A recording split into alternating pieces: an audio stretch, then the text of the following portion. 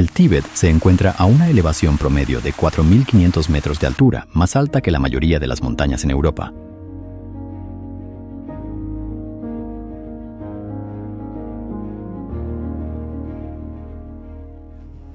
¿Cuánto tamaño está?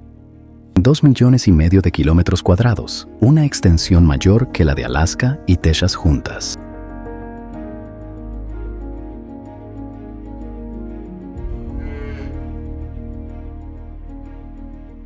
Y sin embargo, ¿qué sabemos realmente acerca de esta tierra?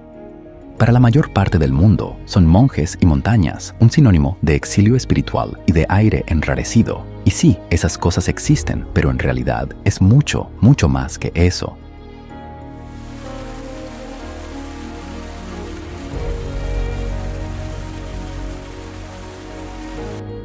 Lagos de un azul tan intenso que casi parecen eléctricos, glaciares que descienden hasta los bosques, montañas tan altas que el aire contiene la mitad del oxígeno del nivel del mar, monasterios encaramados en los acantilados, sus muros aún conservan las cicatrices de la historia.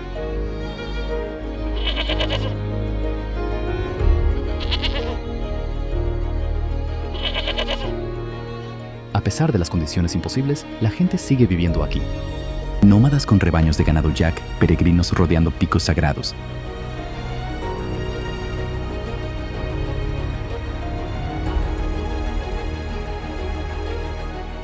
Ciudades enteras construidas a altitudes donde a la mayoría le costaría respirar.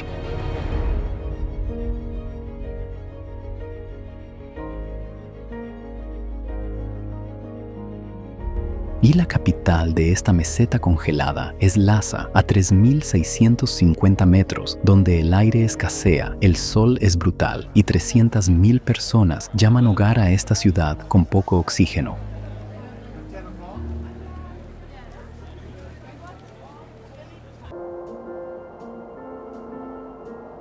Desde las alturas, la ciudad se asoma entre la bruma. Bloques de hormigón, techos dorados, complejos de muros blancos que se extienden por el suelo de un valle. Montañas los rodean por todas partes, con sus cumbres nevadas, incluso en pleno verano.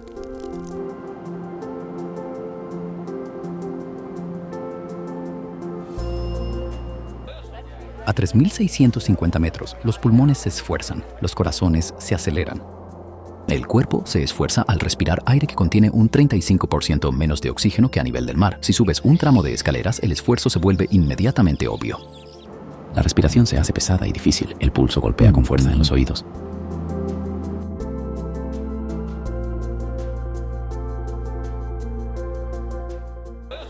Y sin embargo, casi 300.000 personas viven en este lugar.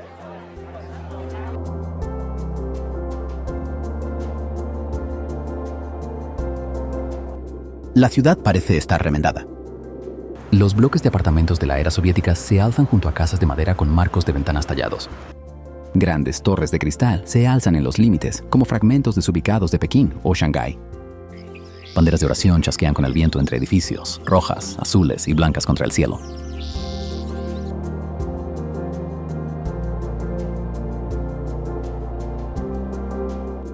Lhasa no es la ciudad más alta de la meseta, ni siquiera se le acerca, pero es el corazón. Desde este punto, las carreteras se irradian hacia afuera, conectando la capital con los pueblos y monasterios que se encuentran dispersos por la vasta inmensidad. A lo largo de los siglos, este valle ha sido el centro principal, el político, el espiritual y el económico.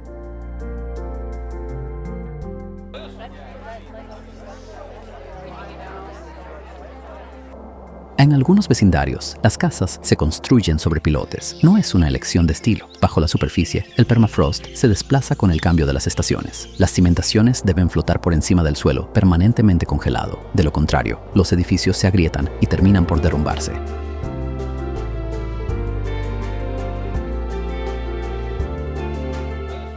Las calles se llenan de un constante y animado movimiento. Los peregrinos hacen girar sus ruedas de oración mientras van caminando. Los vendedores venden cebada, mantequilla de yak y termos de té dulce. Los taxis tocan la bocina. Las motos serpentean en el tráfico. La ciudad funciona a pesar de la altitud, a pesar del aire enrarecido que hace que cada acción se sienta más pesada.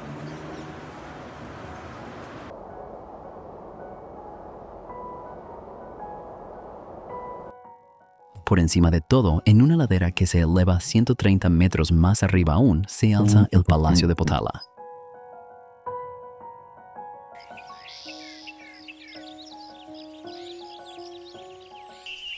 13 pisos de paredes blancas y capillas rojas que ascienden por la ladera. La estructura domina el horizonte, imposible de no ver desde cualquier punto de la ciudad. Los tejados dorados atrapan el sol. Las ventanas miran hacia abajo como ojos.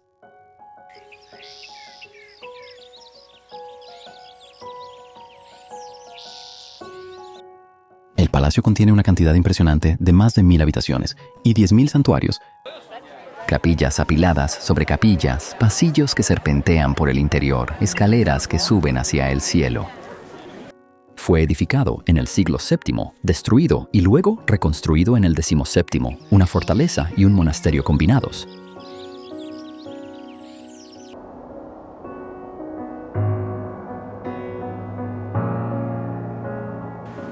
Durante siglos fue la residencia de invierno del Dalai Lama, la sede principal del poder político y espiritual en la región del Tíbet. Ahora, en la actualidad, se ha convertido en un museo. Los turistas suben los empinados escalones de piedra. Dentro, lámparas de mantequilla titilan. Los murales se desvanecen. Estatuas de oro, con ofrendas a sus pies.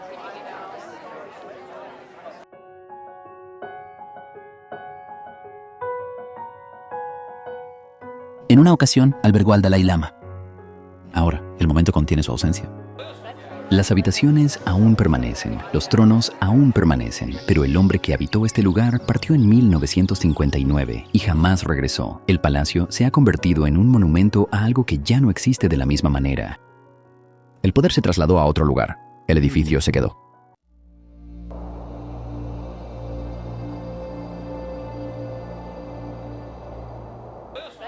En la base del palacio, la ciudad antigua late con una devoción muy particular. El templo Jokhang atrae a peregrinos de toda la meseta.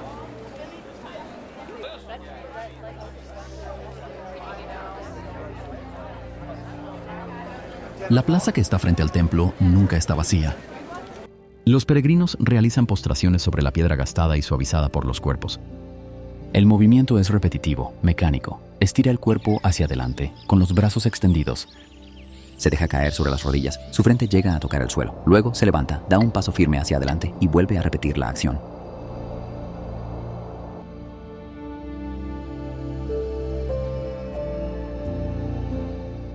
Algunos han estado haciendo esto por horas y otros por días. Sus manos están envueltas en tela, bloques de madera atados a sus palmas para protegerse del contacto con la piedra. El sonido de los cuerpos cayendo al suelo se mezcla con el murmullo de las oraciones.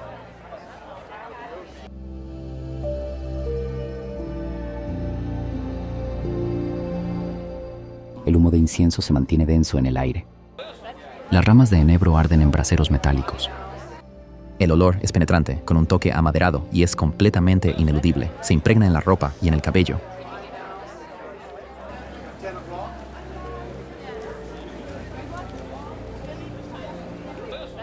Dentro del templo, la iluminación es tenue. Cientos de lámparas de mantequilla arden. Sus llamas se reflejan en las estatuas doradas. Los peregrinos se mueven por los pasillos, siempre en el sentido de las agujas del reloj, haciendo girar las ruedas de oración montadas en las paredes. Las ruedas hacen clic al girar. Los mantras están grabados en la superficie de los cilindros. Cada rotación completa se contabiliza como una recitación.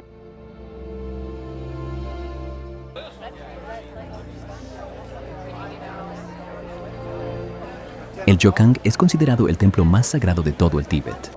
Fue construido en el siglo VII y en su interior alberga el Yogwo Rinpoche, una venerada estatua del joven Buda que fue traída a la región del Tíbet hace más de 1000 años. Peregrinos viajan semanas para llegar a este lugar. Algunos se postran durante todo el trayecto.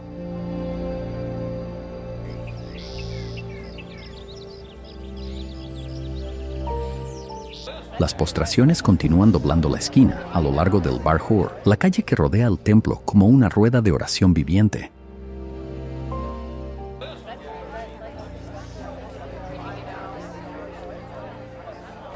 La calle se mueve en el sentido horario, siempre en el sentido horario. Los peregrinos fluyen sin cesar, girando ruedas de oración al andar. Las ruedas cubren las paredes, cilindros de latón incrustados en la piedra. Cada peregrino extiende la mano. Sus dedos rozan el metal, haciéndolos girar. El sonido de clic que se oye es constante.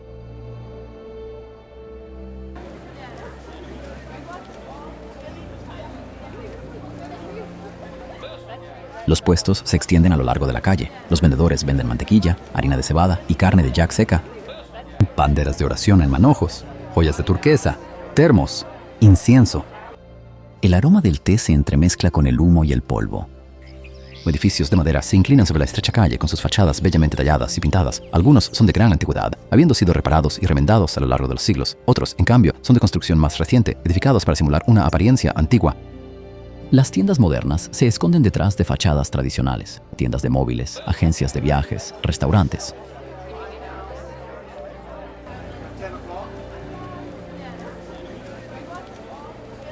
El Bar Hor es la devoción y el comercio, inextricablemente unidos. Peregrinos dan vueltas alrededor mientras vendedores pregonan precios. Ambos han recorrido este circuito por generaciones.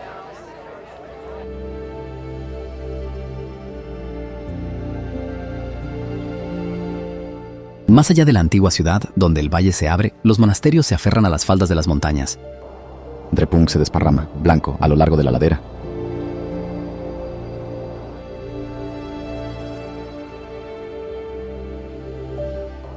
Desde una distancia, el monasterio parece una ciudad en sí mismo. Cientos de edificios blancos caen en cascada por la ladera, apilados y escalonados. Los techos de color rojo y dorado marcan las capillas. Callejones estrechos serpentean entre edificios.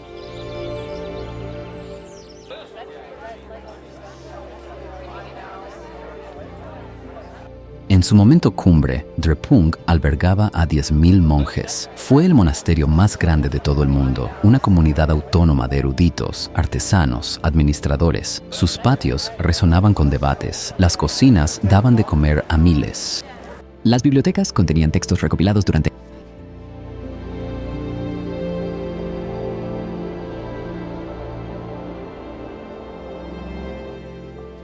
unos pocos cientos de monjes quedan. Los patios están más silenciosos. Numerosos edificios permanecen vacíos. Sus interiores han sido despojados o reconvertidos. Durante la Revolución Cultural, Drepung fue objeto de ataques. Las capillas fueron saqueadas, las estatuas fueron destruidas. Los monjes encarcelados o asesinados.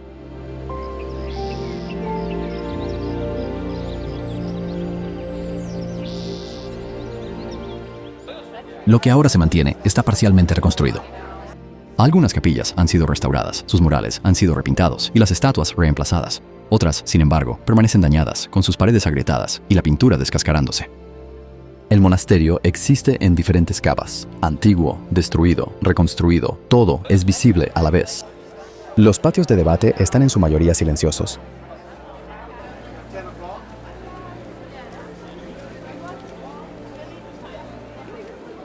A pocos kilómetros al norte, el monasterio de cera todavía resuena con el sonido que Drepung ha perdido.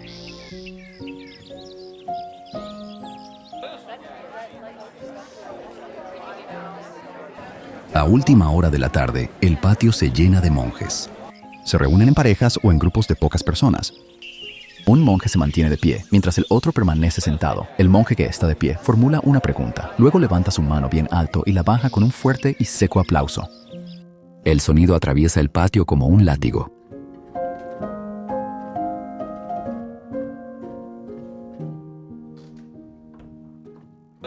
Esto sí que es un debate. El argumento filosófico como una performance. El aplauso marca el final de cada pregunta, como un signo de exclamación físico. El monje que está sentado responde. El monje de pie replica y aplaude de nuevo. Los brazos se extienden, los cuerpos se inclinan hacia el argumento.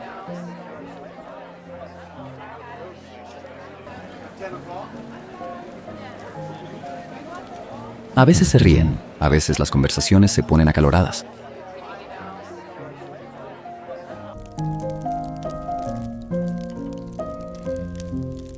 Los turistas están a lo largo de los bordes del patio, con las cámaras levantadas. Pero los monjes los pasan por alto. Los debates no son una actuación, son un entrenamiento. Las dialécticas budistas, con preguntas sobre la vacuidad, la conciencia y la naturaleza de la realidad, fueron argumentadas con gran precisión y fuerza.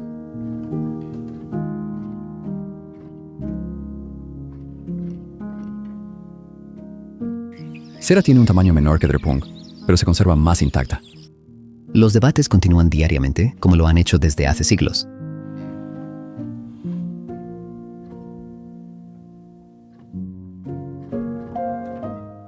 tradición sobrevive aquí, ruidosa, palpable y llena de vida.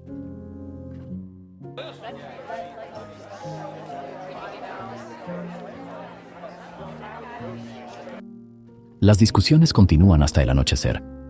Acto seguido, los monjes se dispersan y los patios se quedan vacíos.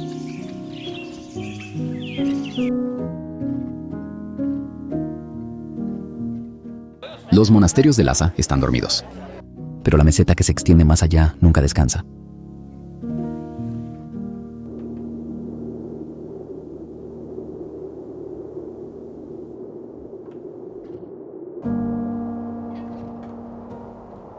Desde las alturas, el lago se extiende a lo largo de 70 kilómetros. Sus aguas son de un turquesa tan vibrante y profundo que parecen estar retroiluminadas, casi eléctricas, bajo el intenso sol de la meseta.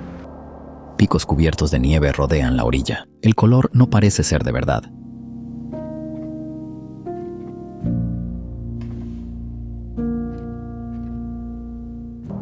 Namtso se encuentra a 4.318 metros de altitud, siendo uno de los lagos de agua salada más elevados de la Tierra. Se alimenta del deshielo glaciar y de los arroyos de montaña. En verano, sus aguas resplandecen con un brillo especial. En invierno, se congela por completo y su superficie se agrieta formando intrincados patrones geométricos que se extienden hasta el horizonte.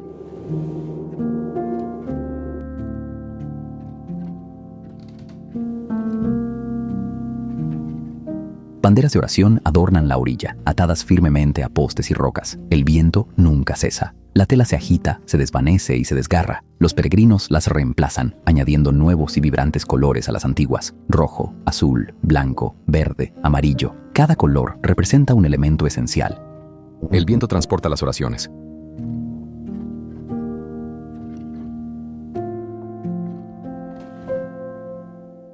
Algunos peregrinos caminan toda la orilla, una circunvalación que lleva semanas. Acampan junto al agua, avanzando unos pocos kilómetros cada día. El lago es sagrado. Rodearlo es acumular mérito, limpiar el karma. Las razones para ello son diversas, pero lo que no cambia es el acto de caminar. En el extremo más septentrional, una península se proyecta hacia el agua. Las cuevas de piedra, refugio de ermitaños, un hueco vacío esculpido en la dura roca.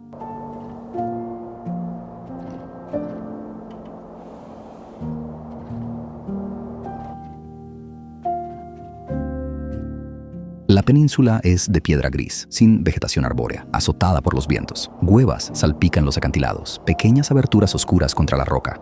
Monjes se retiraron aquí en el pasado para la meditación, buscando aislamiento dentro del aislamiento. Ahora las cuevas están mayormente vacías.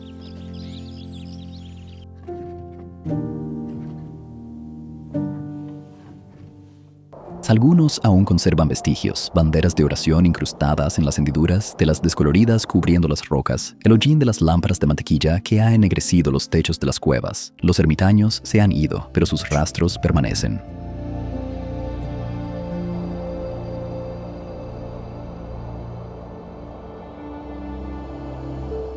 Más allá del lago Namtso, el paisaje se aplana completamente. La vasta región del Changtang se extiende hacia el norte, un desolado mosaico de pastizales, formaciones rocosas y la más absoluta nada.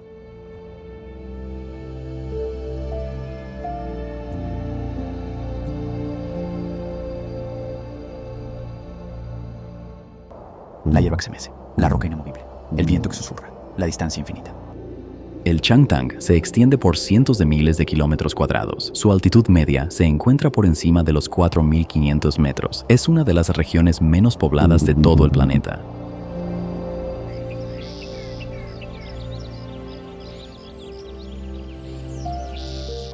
Sin árboles, sin edificios, sin carreteras por cientos de kilómetros, el horizonte se curva, el cielo ocupa mucho más espacio que la tierra. Las montañas se alzan a lo lejos, envueltas en una bruma, indistintas. La pradera se mantiene parda durante la mayor parte del año, volviéndose verde solo por unas pocas semanas en verano, cuando finalmente llegan las lluvias.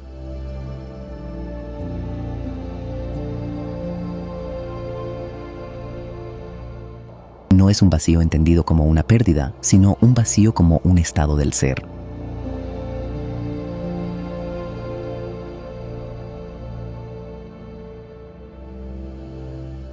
Y a pesar de todo, la vida siempre encuentra la manera de persistir. Negras tiendas se alzan sobre la hierba.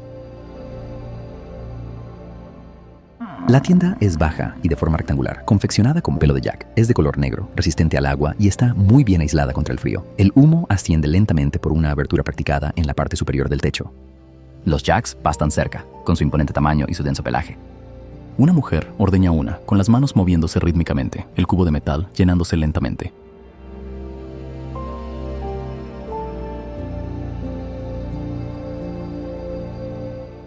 Los nómadas son pastores tibetanos que siguen patrones de pastoreo estacionales desde hace muchas generaciones. La tienda se empaca sobre los yaks. Todo se mueve. Por la mañana, ordeñen a los yaks. Hiervan el té, mezclado con mantequilla y sal. El té es espeso, aceitoso, más bien una sopa que una bebida. La manada se mueve en busca de pastos más verdes. Al llegar la noche, es necesario traerlos de vuelta, y este ritmo de vida permanece inalterable.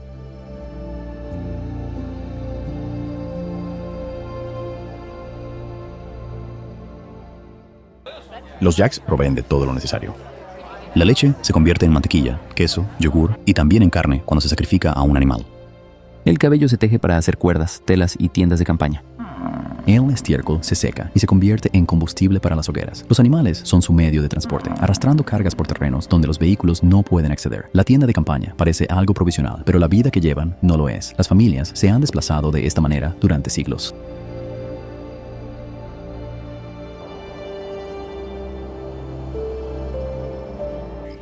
Por la extensión de la pradera, otras figuras se desplazan. Las manadas salvajes que no han sido domadas se mueven más rápido. Los antílopes tibetanos se desplazan por el horizonte, proyectando sombras sobre la pradera. Huyen al ser avistados, desvaneciéndose rápidamente en la lejanía. Su valiosa lana, conocida como shahtush, es muy codiciada. La caza furtiva redujo su población. A pesar de estar protegidas ahora, las manadas siguen siendo pequeñas.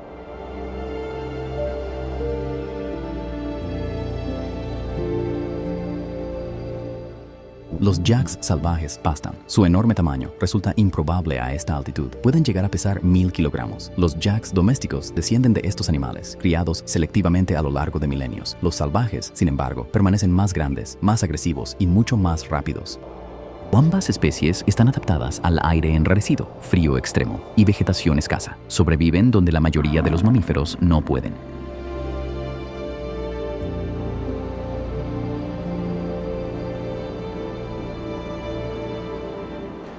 Se alzaba a sus espaldas una inmensa pared de un blanco inmaculado, la cordillera Nyen's Tanglang, dentada e indiferente. El pico principal se eleva a 7.162 metros. Los glaciares cuelgan de las crestas como ríos congelados, con hielo azul visible en las grietas. La cordillera se extiende de este a oeste, formando el límite norte de la región de Lhasa. El agua de deshielo de estos glaciares alimenta Namso y los ríos de abajo.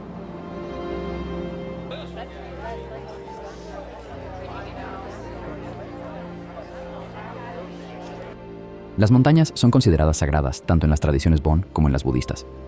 Los locales llaman a la cima una deidad protectora. Los escaladores la llaman peligrosa. La montaña no le importa cómo se llame.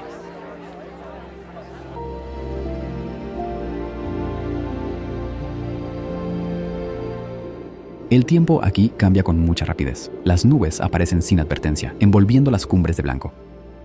El viento arranca la nieve de las crestas de las montañas, creando penachos visibles por kilómetros. El sonido es constante, un rugido grave y profundo que nunca se detiene.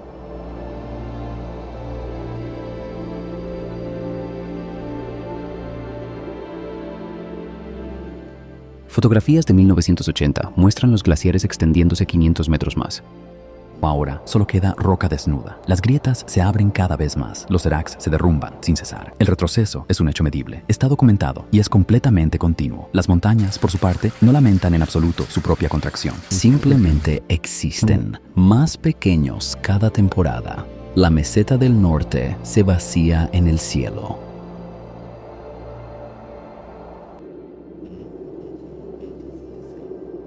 La ciudad que está detrás es Lhasa. Más adelante, el terreno se eleva aún más arriba. Al oeste se encuentra Ngari, el techo sobre el techo. 4 caras, 4 puntos cardinales. La simetría es casi antinatural. La cumbre se alza a 6.638 metros, una pirámide de roca y nieve que se yergue solitaria en la meseta occidental.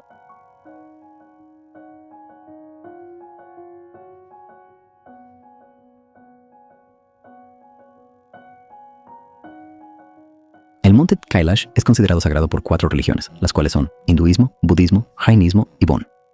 Los hindúes dicen que Shiva medita aquí. Los budistas, que es el centro del universo. La montaña no dice nada.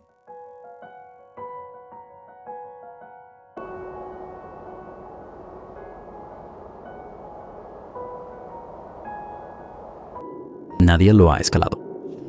China prohíbe los intentos y las tradiciones religiosas prohíben la profanación de lo sagrado. La cumbre permanece inalterada. Sus laderas no muestran señales de rutas ni campamentos.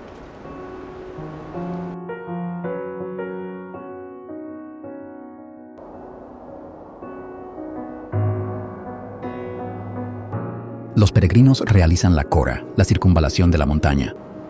El recorrido del circuito es de 52 kilómetros, atravesando un puerto de montaña a 5.630 metros. La mayor parte de la gente lo completa en un plazo de 1 a 3 días.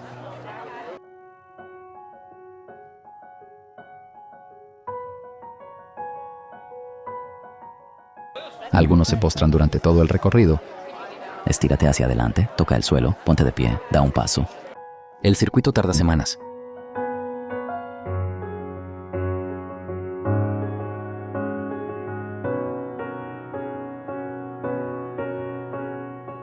El sendero está liso y pulido por el paso de pies y cuerpos. Banderas de oración marcan la ruta. Montones de piedras se elevan en el paso, ofrendas dejadas por los peregrinos.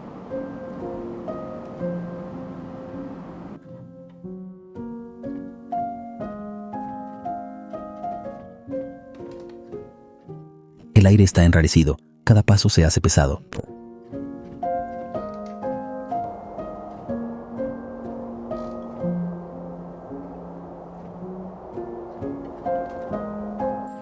La montaña ha estado aquí por 50 millones de años, empujada hacia arriba cuando el subcontinente indio chocó con Asia.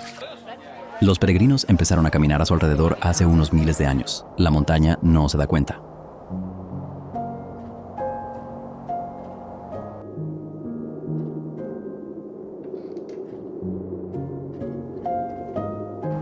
En la base meridional del monte Kailash, un lago cristalino refleja majestuosamente su imponente cima. El lago Manasarovar, de un azul profundo y en perfecta calma.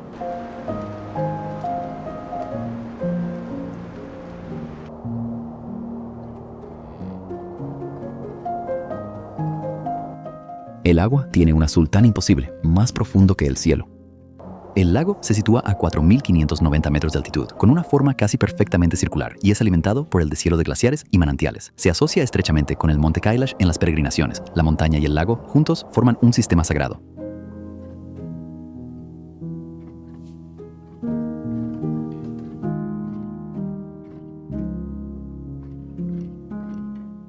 Los peregrinos se bañan en el agua, adentrándose a pesar del frío.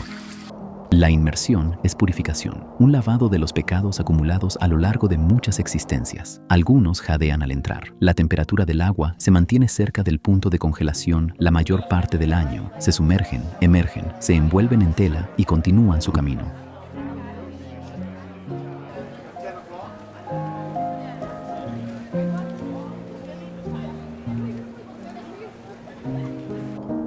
El camino de circunvalación alrededor del lago es de 88 kilómetros.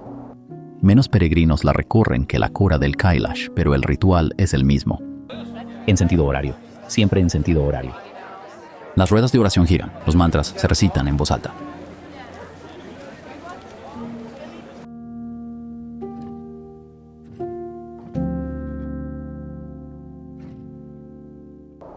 Pequeños monasterios salpican la orilla. Banderas de oración ondean al viento, un contraste con la quietud del agua.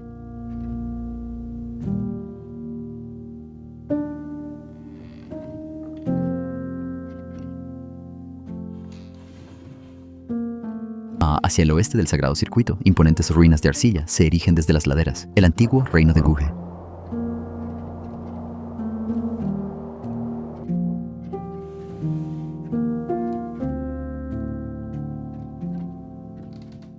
Muros de arcilla se alzan desde la ladera, con el mismo tono y color de la tierra de la que fueron esculpidos. Desde la lejanía resulta casi imposible distinguir dónde termina la urbe y dónde comienza la imponente montaña. Cientos de estructuras, cuevas, túneles y fortificaciones se integran y se funden completamente con los escarpados acantilados.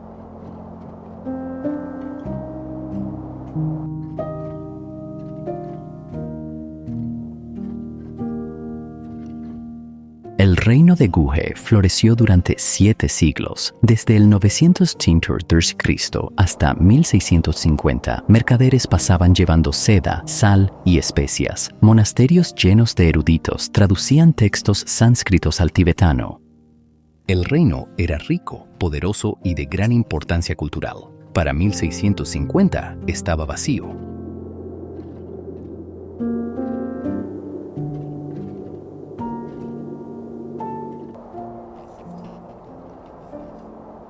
Huerco Ladakh, o quizás una sequía. Los registros históricos no se ponen de acuerdo sobre los detalles exactos. La gente se marchó o pereció, y la ciudad permaneció en pie.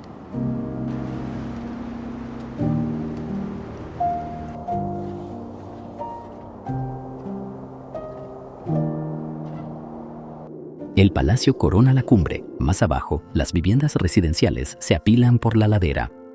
Los túneles conectan edificios, algunos lo suficientemente anchos para caminar, otros apenas del ancho de los hombros.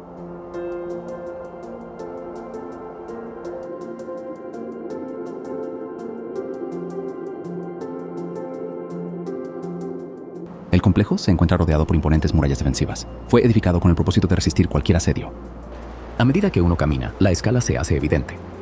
Cientos de personas vivieron aquí, miles en el punto más alto.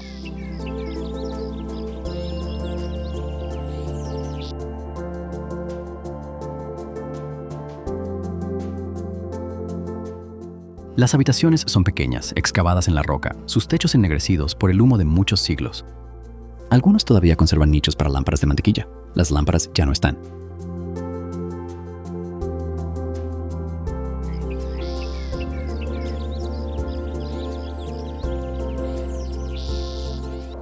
La razón de su final tan absoluto todavía es objeto de debate. Las ruinas, por su parte, no nos ofrecen ninguna explicación.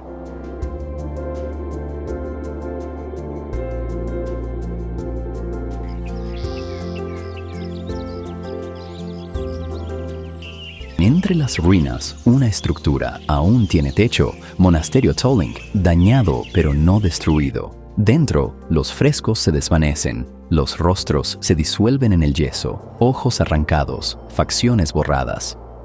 Los arañazos se incrustan profundamente en la pintura, deliberados, antiguos, irreversibles.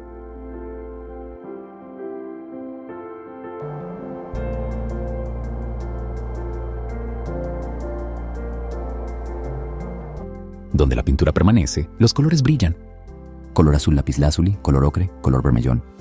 Los pigmentos eran importados de otros lugares, molidos a partir de diversos minerales, mezclados con distintos agentes aglutinantes, aplicados por artistas cuyos nombres hoy se han perdido.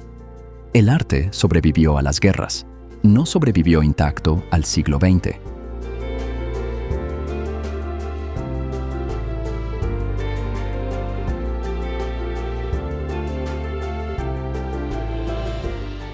Se han estabilizado algunas paredes. Yeso fresco junto a lo antiguo. La restauración está en marcha. Es lenta y aún está incompleta. Pero lo que se ha perdido, se ha perdido.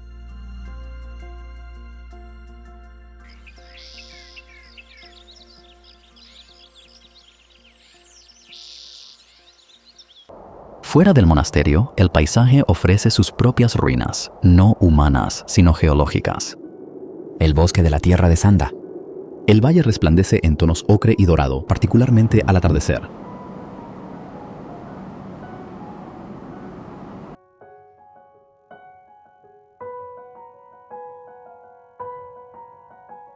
La erosión ha esculpido el sedimento formando pilares, algunos de unos 10 metros de altura y otros de 30 metros. Se alzan en grupos, retorcidos por el viento y el agua en formas que parecen deliberadas, pero no lo son. Los pilares se retuercen. Algunos son estrechos en la base, más anchos en la parte superior, precarios. Otros forman puentes naturales, arcos. Al caminar por ellos, las formaciones se alzan imponentes sobre nuestras cabezas. Las sombras proyectan líneas muy definidas.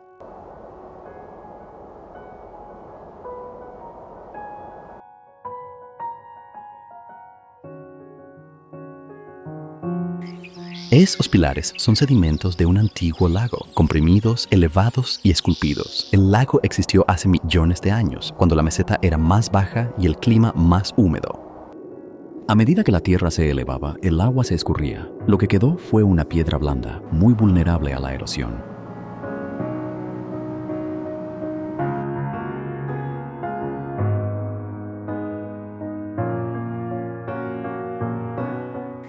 el viento y la lluvia hacen el tallado. El proceso sigue adelante. Cada tormenta cambia las formas. Los pilares se desploman y nuevos se erigen. El bosque es impermanente, aunque mientras uno camina por él se siente eterno.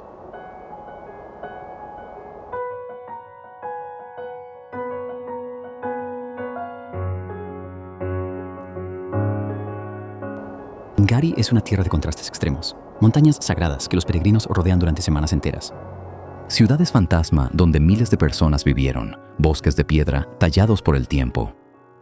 ¿Existe en el límite de lo que el ser humano puede alcanzar y más allá?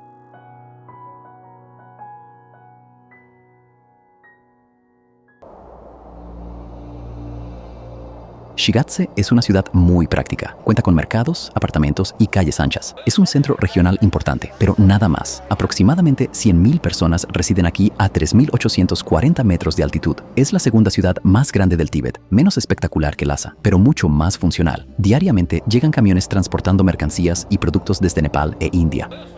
Las tiendas bordean las carreteras principales. La ciudad funciona.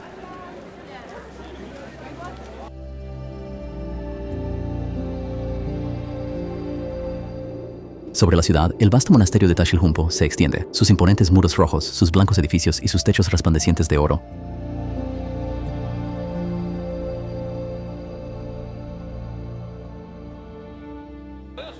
El monasterio es la sede del Panchen Lama, la segunda figura de mayor jerarquía del budismo tibetano. Fue fundado en el año 1447 y en su época de mayor esplendor llegó a albergar a más de 4.000 monjes. Actualmente, la cantidad de monjes es menor, pero el monasterio continúa en pleno funcionamiento.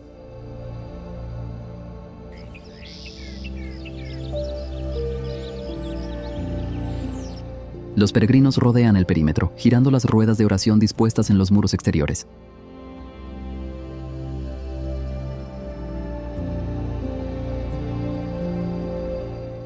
En el interior de la capilla Maitreya, una estatua alcanza una altura de 26 metros. Buda sentado, recubierto de oro, adornado con joyas. Tiene un peso de 279 kilogramos de oro puro. La estatua fue fundida en varias secciones, ensamblada cuidadosamente en su lugar y después recubierta con láminas de oro que fueron martilladas sobre cada una de sus superficies. El rostro de la estatua mira hacia abajo con una expresión serena, completamente indiferente a las personas que la contemplan desde abajo.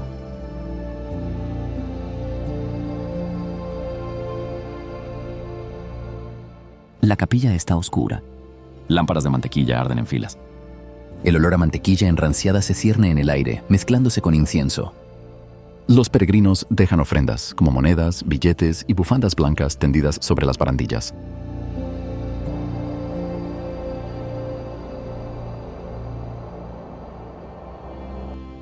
Al sur de Shigatse, la carretera de la amistad asciende en dirección al Himalaya.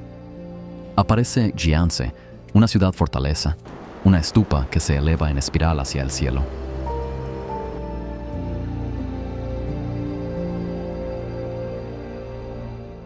Jianze se siente antiguo de un modo que Lhasa no lo hace. Calles estrechas serpentean entre antiguos edificios con fachadas de madera, talladas y desgastadas por el tiempo. Se aprecia menos hormigón, menos cristal. El pueblo fue antaño un importante puesto comercial en la ruta que conectaba la India con Lhasa. Los comerciantes se detenían aquí durante semanas, sus caravanas transportando lana, sal y té.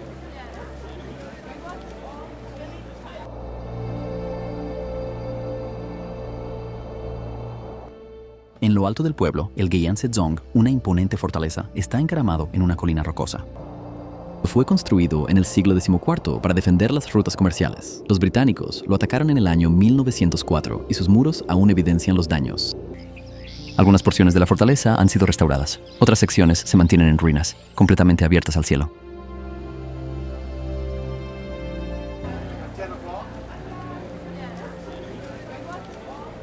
Abajo, la estupa Kumbum se alza en 9 niveles, cada uno más pequeño que el anterior.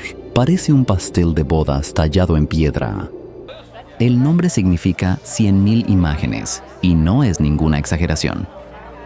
La estupa contiene 108 capillas distribuidas en 9 niveles, cada una que representa un paso en la cosmología budista.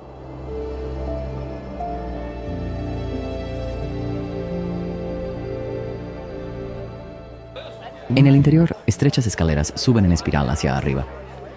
Las capillas son pequeñas. Sus paredes están cubiertas de murales, algunos de ellos intactos, mientras que otros están descoloridos o dañados. Budas y bodhisattvas nos contemplan desde cada rincón. Los colores todavía conservan su viveza en ciertas zonas, con azules intensos, rojos y dorados. En otros, el yeso se ha agrietado y las imágenes se disuelven en polvo.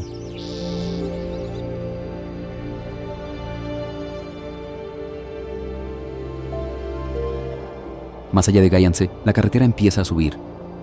A una altitud de 4.400 metros, se abre un puerto de montaña. Abajo, un lago sorprendente que no debería existir a esta altitud.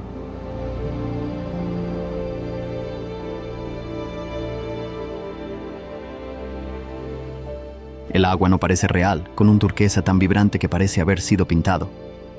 El color se transforma, esmeralda en las bahías poco profundas, azul intenso en el centro.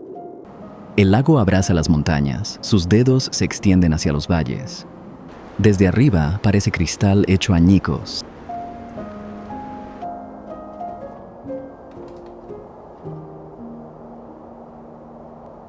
El Jamdrok se sitúa a 4.441 metros, cubriendo 638 kilómetros cuadrados.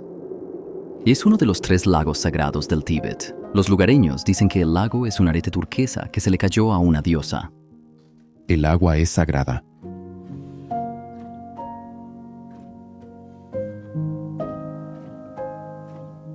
Los peregrinos caminan por sus orillas, algunos de ellos completando el recorrido completo, un trayecto que dura varios días.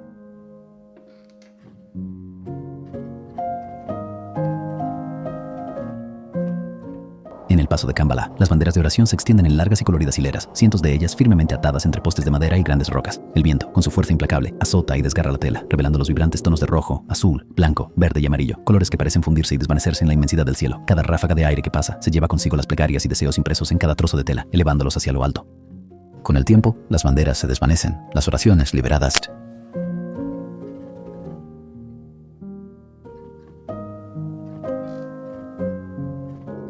Debajo del puerto, la carretera desciende, luego vuelve a subir. Aparece hielo, no un lago congelado, sino un glaciar que se derrama por la ladera de una montaña directamente a la orilla de la carretera.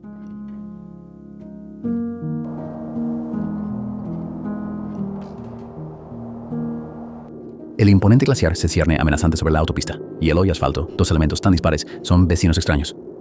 Hielo blanco con unas rayas de escombros grises. Profundas grietas surcan la superficie. El agua de deshielo se escurre por la pared rocosa de abajo, formando pequeños arroyos que cruzan la carretera.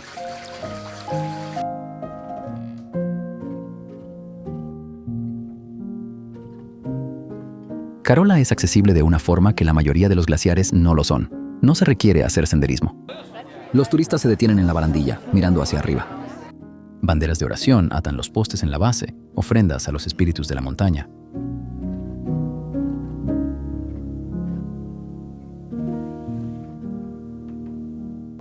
Las fotografías de hace 20 años muestran que el glaciar llegaba a una altura mucho menor. Su lengua solía extenderse cientos de metros más abajo por la ladera de la montaña. Ahora ha retrocedido, dejando la roca desnuda expuesta.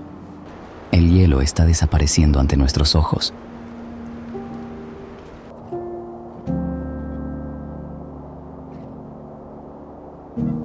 La carretera continúa su ascenso constante. A 5.000 metros de altura, un monasterio se divisa, la última avanzada antes de la imponente montaña.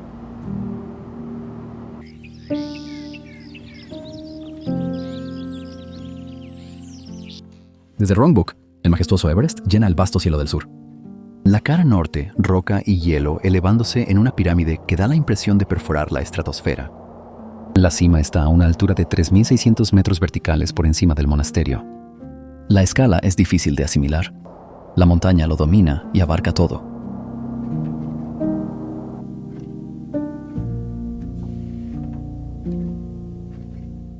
El monasterio es pequeño, apenas un puñado de edificios, una estupa y banderas de oración que ondean con fuerza al viento. Fue fundado en el año 1902 por un lama Nyingma, que estableció aquí una sencilla cabaña para la meditación. Con el tiempo, otros monjes se unieron a él. Así, el monasterio fue creciendo gradualmente. Durante la Revolución Cultural, Rongbuk fue destruido. Los edificios fueron demolidos, los monjes expulsados o muertos. Lo que hoy se alza fue reconstruido en los 80. Las estructuras son más nuevas, las paredes más limpias de lo que correspondería a un monasterio centenario. Pero la localización es la misma. El panorama es el mismo.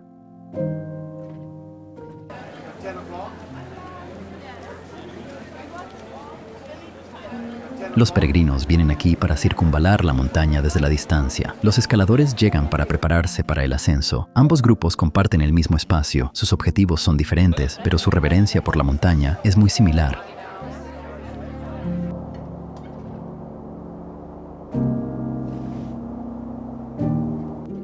Sobre el monasterio, la cima, 8.849 metros. El techo del mundo.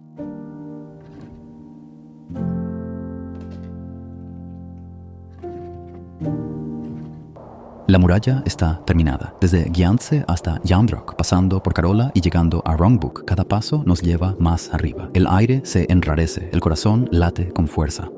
Y cuando llegas al final, ya no queda ningún camino, solo hielo, roca escarpada y la mismísima cima del mundo.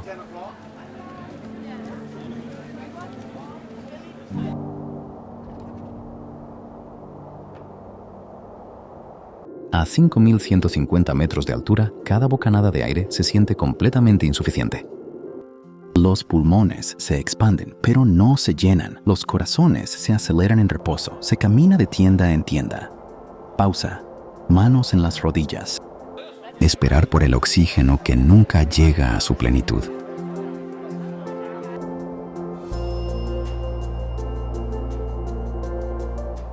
El campamento base es una planicie de grava cubierta de tiendas, de un brillante naranja, amarillo y azul contra la roca gris.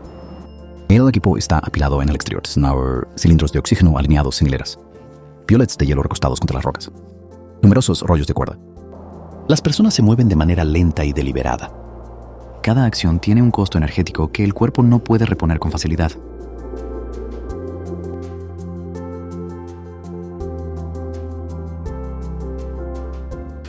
Mojones de piedra marcan el borde del campamento.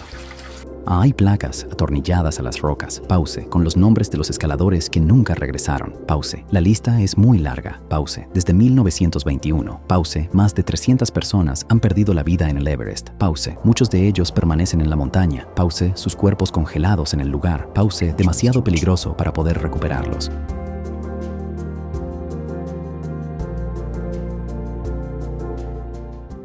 Los escaladores pasan semanas enteras aquí para aclimatarse. El proceso es sumamente repetitivo. Consiste en caminar hasta un campamento más elevado, pasar la noche allí, luego descender, descansar y volver a repetir. Lento.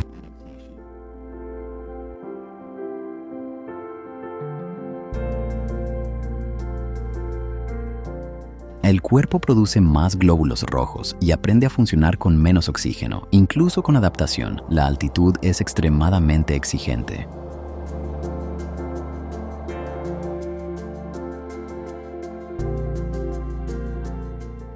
No es nada romántico, es pura logística. La comida, el combustible, las ventanas de buen tiempo, el oxígeno embotellado, las cuerdas fijadas al hielo. Decenas de Sherpas transportan cargas a campamentos superiores, estableciendo la infraestructura que hace posibles los ascensos a la cumbre. Sin ellos, la mayoría de los clientes no llegarían a la cima.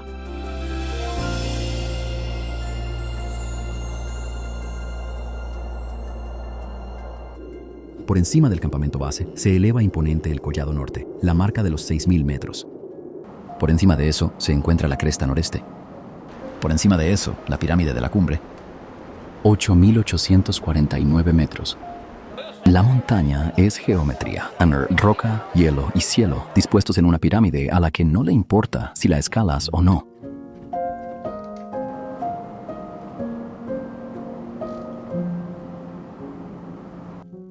La pirámide de la cumbre se eleva desde 8.000 metros, un triángulo negro contra el azul. La nieve se adhiere a la ladera noreste en mantos irregulares. Las aristas son agudas, esculpidas por el viento que jamás se detiene.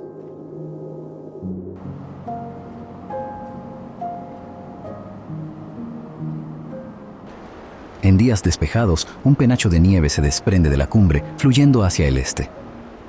Los vientos de la corriente en chorro a 200 kilómetros por hora, despojando la cima. El sonido es audible desde el campamento base, un rugido lejano.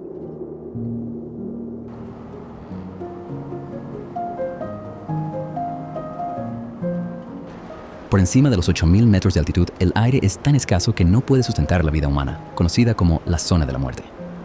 Los alpinistas suelen llevar oxígeno embotellado. Incluso con esa ayuda, el cuerpo acaba muriendo. Las células mueren de hambre, el cerebro se hincha, la sangre se espesa. Cuanto más te quedes, peor será el daño.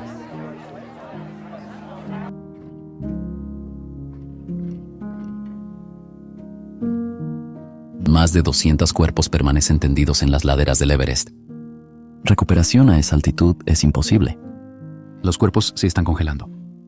Algunos todavía lucen las chaquetas de colores vivos con las que coronaron la cumbre, naranja, amarillo y rojo, contrastando con la nieve blanca. Los escaladores los adelantan mientras suben y también cuando bajan.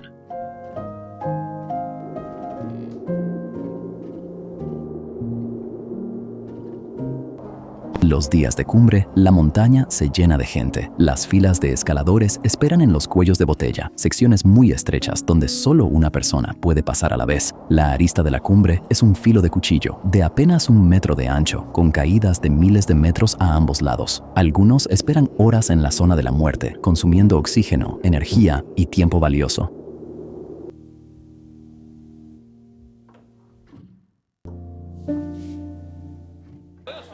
Decenas de empresas guían a los clientes hasta la cima. El costo estaría entre los $45,000 y los $100,000. Algunos clientes tienen una experiencia mínima en escalada. Los guías se encargan de la mayor parte del trabajo, fijando cuerdas, transportando el equipo y tomando las decisiones. El cliente viene a continuación. A veces con eso basta, y otras veces sencillamente no es suficiente.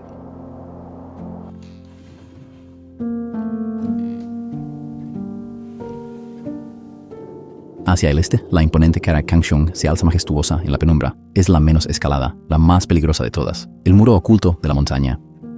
La montaña no se da por enterada del tráfico. El hielo se mueve, las rocas caen, el viento raspa la nieve. La cumbre permanece indiferente. El Everest domina, pero no está solo. Hacia el oeste, otro gigante.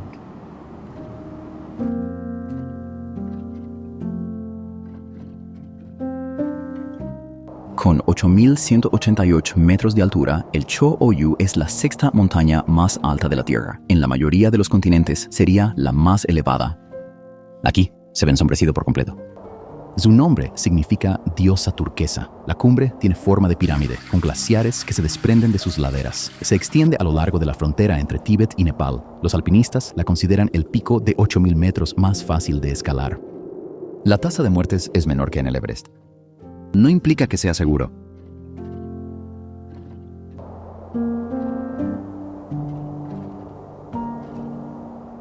Visible desde el campamento base del Everest, el Cho Oyu es un recordatorio de que esto es una concentración. El Himalaya alberga 14 picos de más de 8.000 metros. 5 son visibles desde aquí. La escala es incomprensible hasta que te encuentras entre ellos.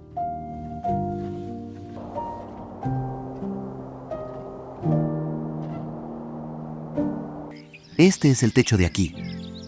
8.000 metros, donde la atmósfera llega a su fin y el espacio exterior comienza. Los seres humanos han logrado alcanzar la cima, han plantado banderas y han tomado fotografías. Pero no pueden quedarse.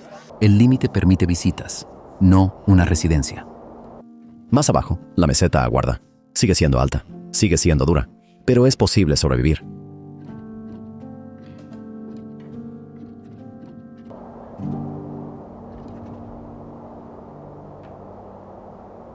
Desde lo alto, el río se abre paso entre las montañas. Las imponentes paredes del cañón descienden más de 5.000 metros desde el borde hasta el lecho del río en ciertos puntos. Eso es un desnivel vertical mayor que el de cualquier otro cañón en la Tierra. La vegetación verde se aferra a las laderas, bosques que no deberían existir en esta latitud.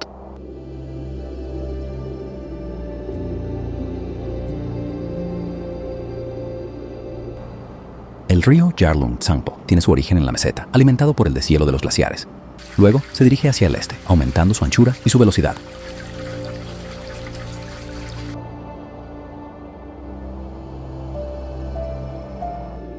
Luego se topa con la majestuosa cordillera del Himalaya y la atraviesa, excavando un impresionante cañón entre los imponentes picos Namcha Barwa y Gyalaperi a lo largo de incontables millones de años.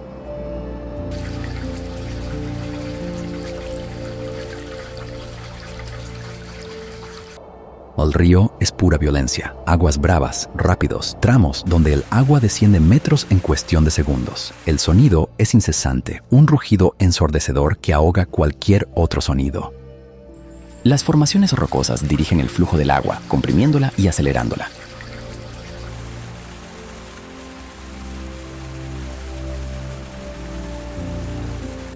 Las cascadas se precipitan desde los acantilados. Algunas caen cientos de metros antes de que la niebla las envuelva por completo.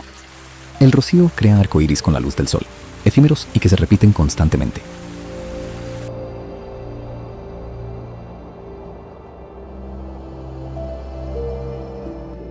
La lluvia se encausa a través del desfiladero, quedando atrapada por las imponentes montañas. La humedad proveniente del Océano Índico se desplaza hacia el norte hasta que la cordillera del Himalaya la detiene. ¿Cuál es el resultado de todo esto? Un punto de gran biodiversidad. La elevación varía entre los 2.000 y los 7.000 metros de altitud. Zonas climáticas se apilan verticalmente.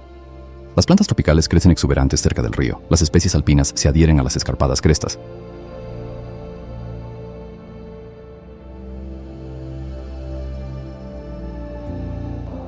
En la vasta India, a este majestuoso río se le conoce con el nombre de Brahmaputra. Aquí, en este punto, aún se muestra joven, con una fuerza violenta, abriéndose paso y esculpiendo la tierra. En el extremo oriental de este cañón se eleva una cima, envuelta en misterio, esquiva y rara vez visible para el ojo humano.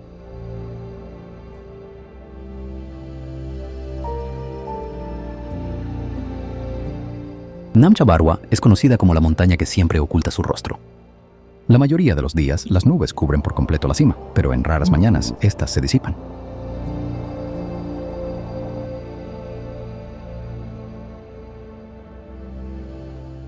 La montaña se eleva hasta los 7.782 metros, una afilada pirámide de roca y hielo. Su nombre significa lanza que atraviesa el cielo o montaña del cielo ardiente. Las vistas despejadas se dan quizás 30 días al año, a veces incluso menos.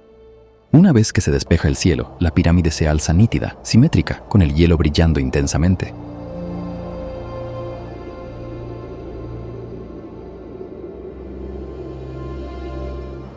Entonces las nubes del cielo vuelven. La humedad monzónica del sur se emboca por el desfiladero, condensándose alrededor del pico. La montaña se retira hacia la blancura. Algunas cumbres exigen ser vistas, pero esta, en absoluto.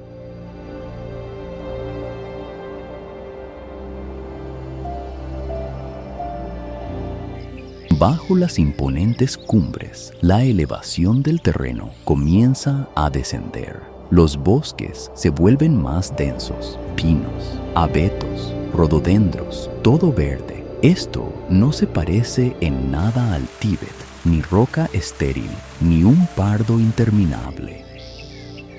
Bosques, cascadas, prados, todo teñido de un verde vibrante. La altitud desciende por debajo de los 4.000 metros en ciertos lugares. El aire se espesa.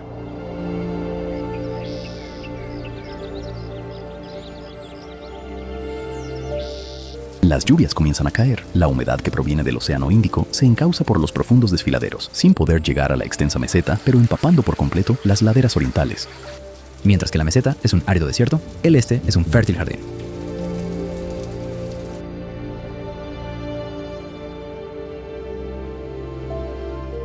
En primavera, los rododendros estallan en una profusión de color. Sus flores, rosas, rojas y blancas, cubren por completo las laderas. El color es casi violento después de la sobriedad de la meseta. A las azaleas se les unen. Los bosques resplandecen con intensidad.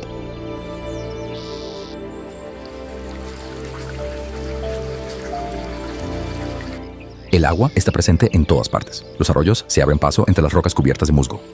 Las cascadas se revelan a cada recodo del camino, algunas altas y muy estrechas, otras anchas y atronadoras. El sonido del agua es constante.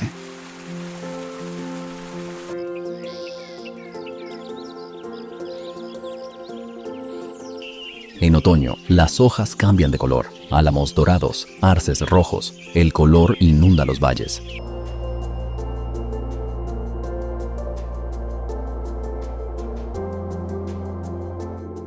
Si caminas hacia el oeste, el verde se va apagando. Los árboles se hacen más escasos. A 100 kilómetros a la redonda, una meseta marrón, un cielo vacío. La meseta está muy cerca. Podría perfectamente ser otro planeta.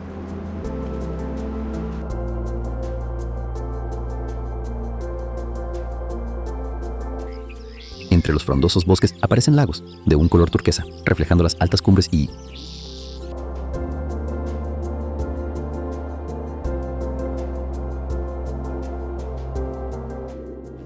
brilla verde turquesa. El color del bosque se mezcla con los minerales glaciares. El lago se asienta a 3.460 metros de altura, rodeado por densos pinos y abetos. En las mañanas tranquilas, su superficie espeja perfectamente los picos. Cielo y montaña se invierten, se reflejan, se duplican.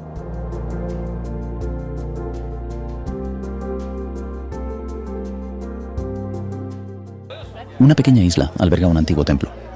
Peregrinos cruzan remando en barcas de madera. El templo es sagrado para el Bon, la antigua religión prebudista del Tíbet. Banderas de oración rodean la isla. Sus colores resplandecen vívidamente sobre el agua y el cielo. Los bosques llegan justo hasta la orilla del agua. Los peces se mueven en aguas someras, visibles por el agua clara.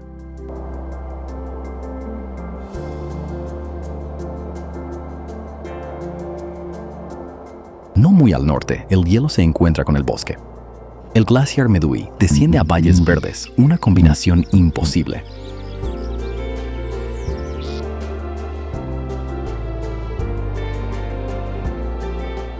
Vaya hielo blanco, bosque verde. El glaciar termina justo donde los árboles empiezan. Dos ecosistemas que se encuentran en una misma línea. Medui es un glaciar marítimo, el cual es alimentado por el pico Medui, situado a 6.800 metros de altitud. La mayoría de los glaciares tibetanos terminan por encima de los 4.000 metros en zonas áridas demasiado altas para los árboles. Medui alcanza los 2.400 metros, una altura lo bastante baja para que los bosques sobrevivan cerca.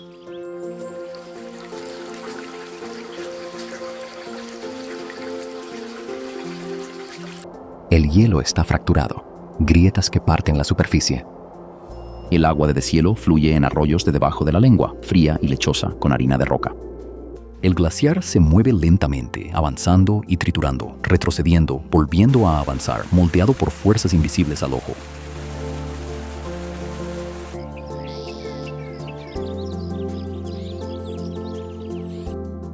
Más al este, otro lago refleja una verdad diferente. Rowok, el espejo que refleja el otoño.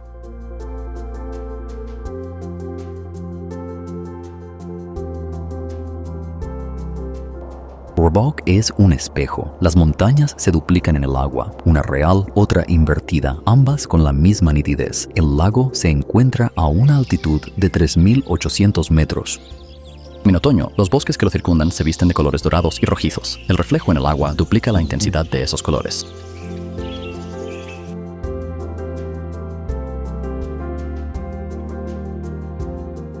Los árboles arden amarillos contra el agua azul. Las cumbres se elevan blancas arriba. La simetría es perfecta en los días sin viento. Camina por la orilla y verás que existen dos mundos, uno arriba y otro abajo. La frontera es una línea que no puedes ver hasta que tocas el agua.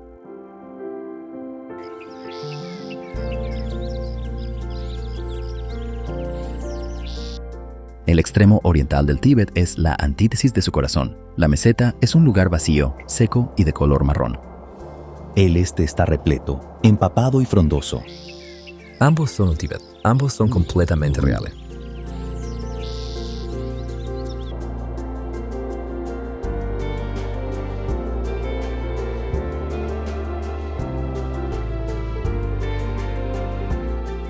Fue en los valles del sur de Lodrak donde nació el actual Dalai Lama. Desde aquel año de 1959, él no ha regresado. Las montañas permanecen allí, indiferentes a su exilio.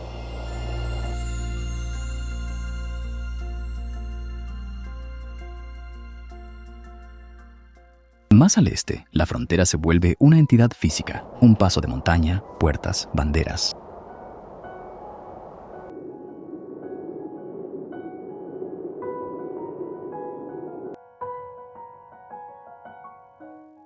Las montañas no reconocen límites ni fronteras. La nieve cae sobre las dos laderas. El viento atraviesa sin impedimentos. Los seres humanos se dedican a construir puertas.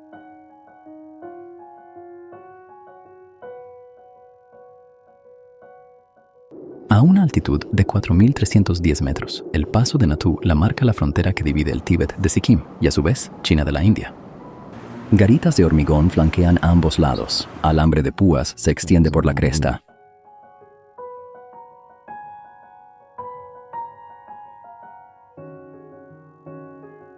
Soldados chinos patrullan por un lado de la frontera y soldados indios por el otro. La distancia entre ellos es unas pocas docenas de metros. La distancia, en otros términos, es mucho más amplia.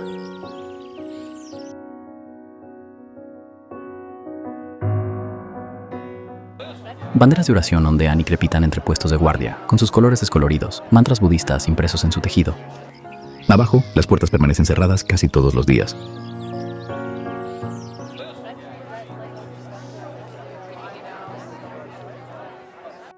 Durante unos pocos días al mes se abren, los comerciantes cruzan.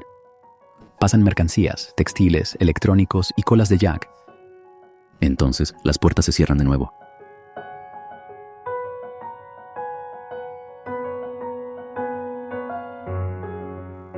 En 1962, la guerra estalló. Los combates duraron un mes. Miles de personas murieron. La frontera se modificó. La tensión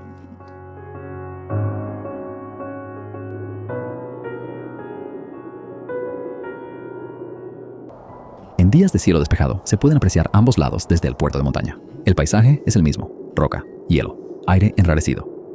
La frontera existe solo porque los humanos insisten en que así sea.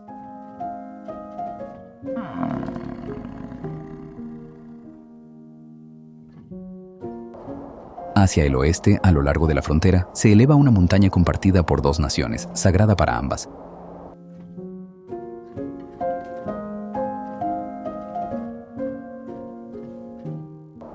Fari se ubica a 4.360 metros de altura, una localidad de gran altitud con construcciones bajas de piedra. El viento azota las calles sin piedad. La mayor parte del año hace tanto frío que se ve el vaho de la respiración.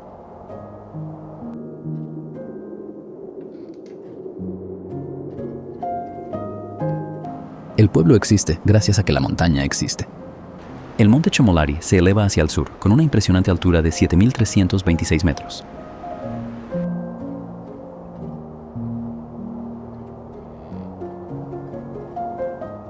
El nombre de esta imponente cumbre significa la novia del Kanchenjunga. Su pico es de un blanco inmaculado, perfectamente simétrico y muy empinado. Esta majestuosa montaña se extiende a lo largo de la frontera natural que separa el Tíbet de Bután.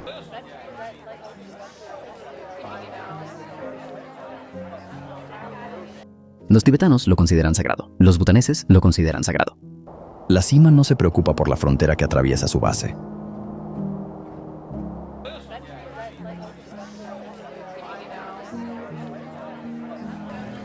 Peregrinos de ambos lados llegan hasta aquí. Algunos rodean la montaña, mientras que otros solo observan. El simple acto de ver es suficiente.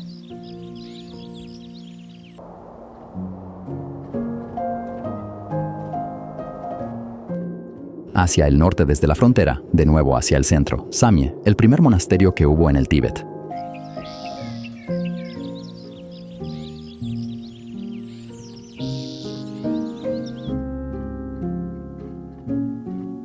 Observado desde arriba, Samye se presenta como un mandala. El templo central, conocido como el Monte Meru, que representa el eje cósmico. Los edificios que nos rodean, los anillos concéntricos, los continentes, los océanos y los sistemas solares.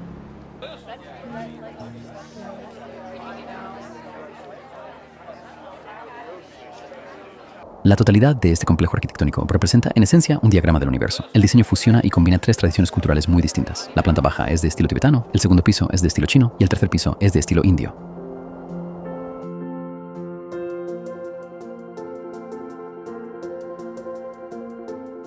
Tres culturas dentro de una estructura. Fue construido en el año 779 de nuestra era, el primer monasterio budista en todo el Tíbet. Antes de Samye, el budismo se practicaba, pero no había sido institucionalizado. Después de Samye, se convirtió en el pilar fundamental de la cultura tibetana.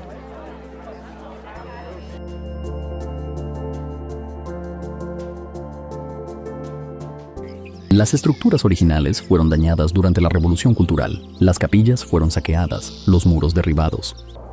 Lo que hoy se erige es una reconstrucción, fiel al diseño, pero más reciente.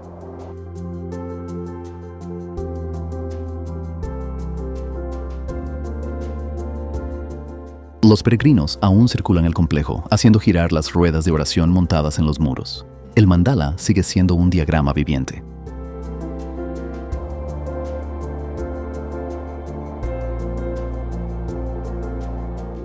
No muy lejos al este, el valle de Yarlung, donde la civilización tibetana tuvo su origen.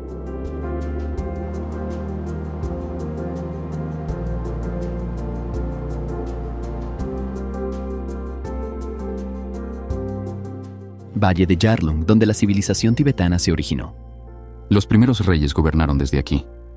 Ahora, montículos de tierra marcan sus tumbas. Los montículos son sencillos, colinas cubiertas de pasto, algunas con lápidas. Debajo, los primeros reyes del Tíbet duermen. El valle recuerda lo que las tumbas no revelan.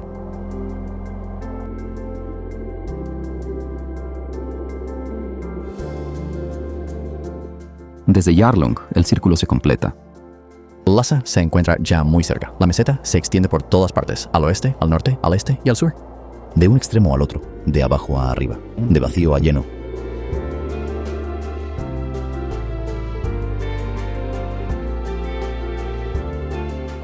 Y sin embargo, ¿qué es lo que realmente sabemos acerca de esta tierra? Más de lo que teníamos al principio, menos de lo que realmente contiene.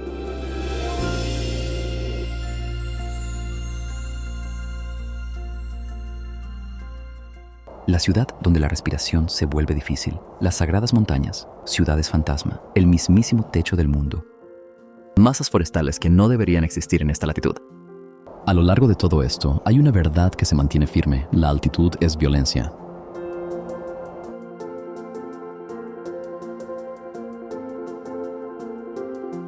A pesar de todo, la gente sigue viviendo. Han vivido en este lugar durante miles de años y continuarán. Más allá del borde de la meseta, el terreno cae abruptamente.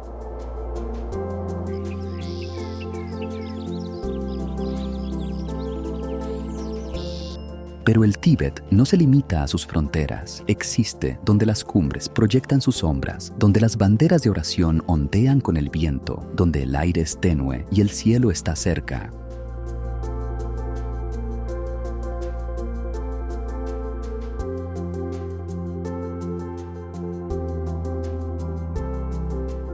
La meseta se encuentra a una altitud promedio de 4.500 metros.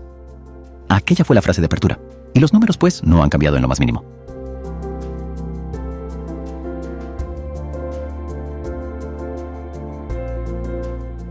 Lo que ha cambiado es la forma de entender que el Tíbet no es una sola cosa. Son lagos congelados y bosques que gotean con la lluvia incesante, ciudades fantasma y monasterios donde la vida bulle.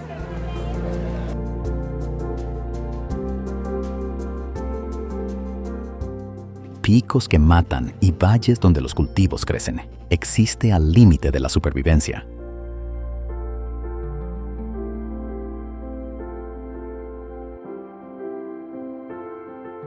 Y sin embargo, ha sobrevivido. Ha estado presente por milenios.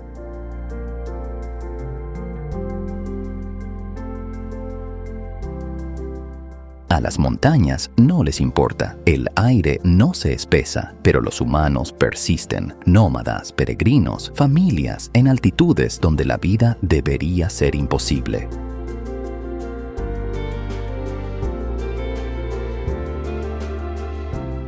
La meseta permanece indiferente, inmensa y habitada.